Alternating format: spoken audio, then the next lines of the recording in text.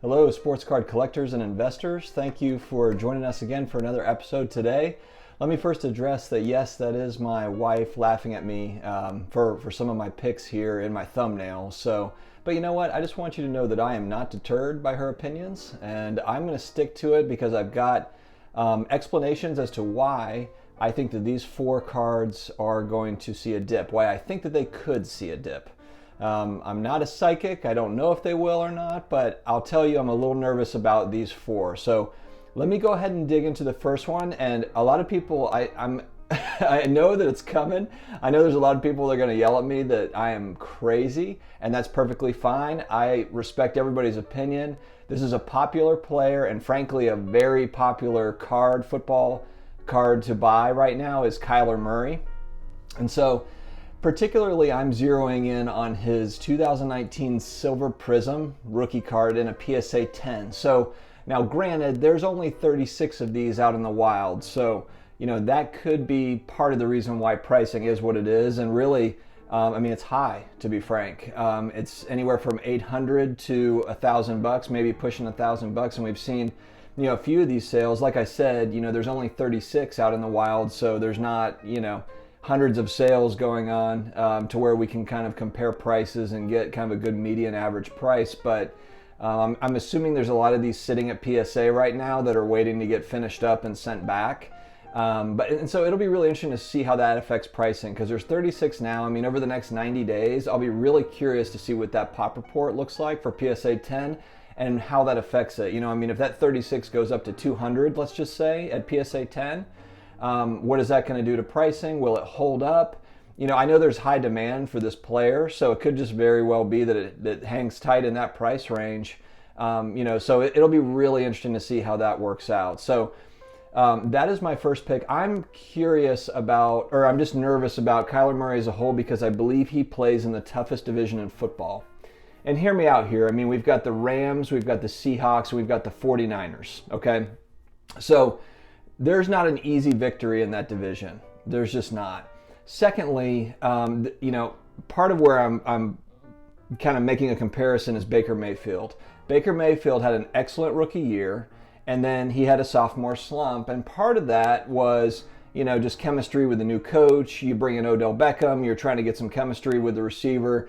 The O-line broke down. There was multiple reasons why it happened. And frankly, Baker Mayfield admittedly says that he didn't prepare as well as he probably should have, and kind of just thought that bringing Odell in was going to be that game-changing, player that was going to make it all happen. And it turned out that they just didn't. You could just tell watching the games, they weren't on exactly the same page. They had some nice plays, but he was underutilized, Odell Beckham, and they just couldn't get on the same page there. So I expect that to be different next year. So I actually think that Baker was a good buy this past season, even during the season and this offseason. I think he's a good buy, because I think he's kind of due up, to now he's got another, I know it's a new coach again, but he's got a year under his belt with Odell and some of these receivers. They added Conklin at tackle. They added their first round pick is also a tackle. So the O-line's rehauled.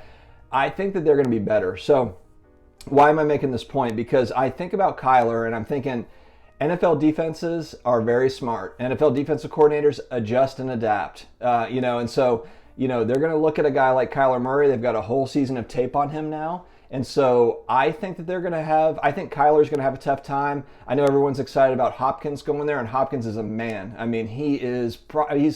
I'm a Saints fan, so technically, I think Michael Thomas is the best receiver in football, but Hopkins and Thomas, to me, are 1A, 1B. They're amazing receivers. And frankly, there's just so many good receivers in the NFL that it's tough to pick the best one. But I think both those guys are top 5. So I understand the excitement behind Kyler Murray.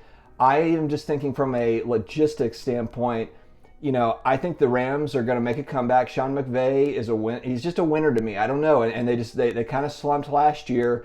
They've done a little bit of an overhaul. I think they're going to come back with a vengeance. The Seahawks are loaded, and the 49ers are loaded.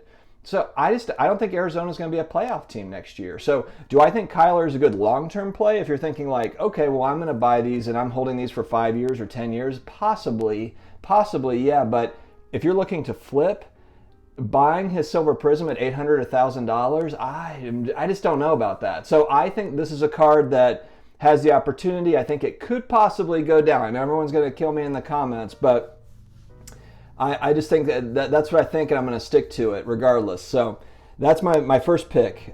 Secondly, I picked, so this is a multiple set pick, 1990-91 hoops or skybox basketball. And the reason why I'm picking these out, and you could also probably add a few more sets, frankly, from this year, and maybe even 91, 92, and so on.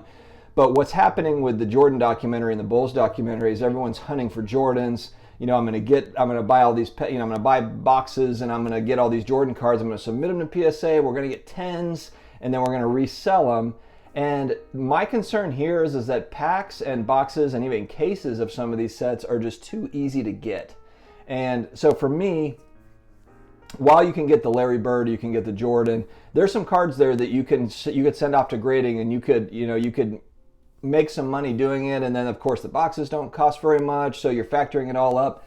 To me, there's just better ways to go about it. So for me, those make me nervous. It makes me nervous that that people are buying up.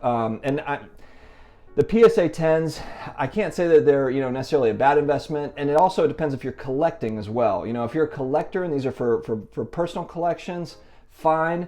But for an investment standpoint, it makes me real nervous trying to rip wax of 1991 skybox or hoops with the idea that we're going to go ahead and grade these cards. I just think there's going to be a lot of these cards coming into the market. They're going to be very available. They already are fairly available.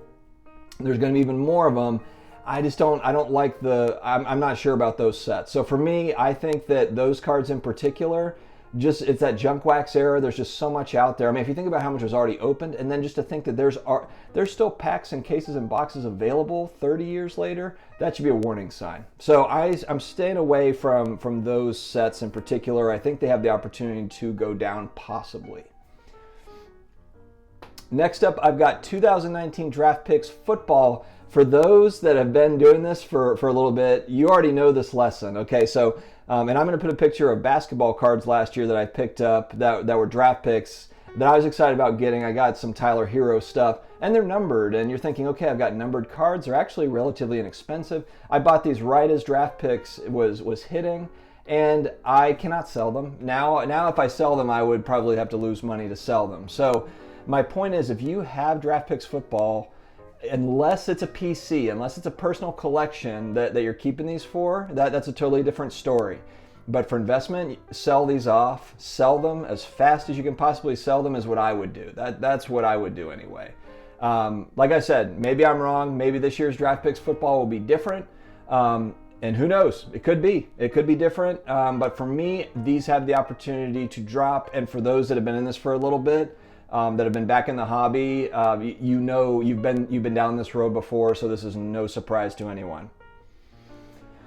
All right, my last pick is the Dennis Rodman 88 Fleer rookie card in a PSA 10. And for me, the reason why I picked this card in particular is because I feel that this card has spiked mostly, I would say 90% because of the documentary, because of the Bulls documentary. And I look back just 90 days ago, so we're looking at February, March, sales are at $430 to $490 roughly for a PSA 10. Now they're as high as $1,059 and even as high as $1,699. There's a couple of sales there at $1,699. So the reason why I picked this card is because I think Rodman's awesome, and who knows, I mean, maybe it'll hold up over time and prices will still go up, and I'm completely wrong. But my thinking is that, this card, let's wait 90 days and see what it looks like in 90 days after this documentary is all finished up. Maybe we've got some sports back. There's other things going on. And I think that you could get this card at a lower price than $16.99. I just think that we're kind of hitting a big high right here because of the hype of the documentary. But I think if you want this card, I would, if it was me, if I desperately wanted a Dennis Rodman PSA 10, I would not buy one right now at $16.99. I would just hope that that I could find another one in 90 days, 120 days, and I believe that card has the opportunity to drop, and maybe it doesn't go back down to $430 for a while, or those $430 to $490 prices, because a lot of people will say, well, hey, a lot of cards were a lot lower back in February, March, price-wise than they are now, and I couldn't agree more with you. Whether that's Luka or Trey or or Larry Bird or Michael Jordan or any of those players. I mean, cards as a whole have gone up pretty dramatically over the last 90 days. So I completely get that argument. But for me, I just don't see enough there to where, and I think that goes for all the Bulls that are not Jordan and Scottie.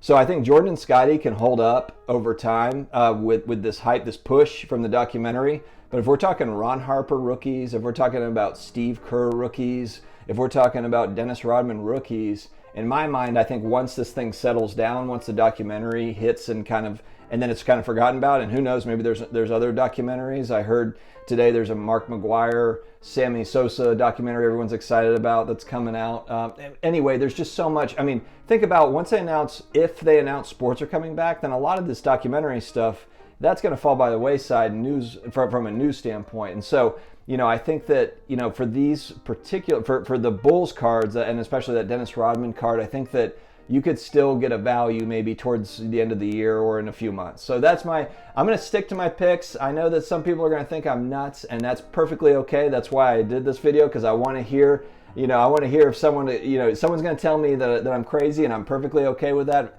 We do these to start the discussion and to, have some lively debate. I love it. So anyway, thank you again for tuning in, guys. I appreciate it. Hope everyone is having a great weekend, and we will see you next time. Have a good one.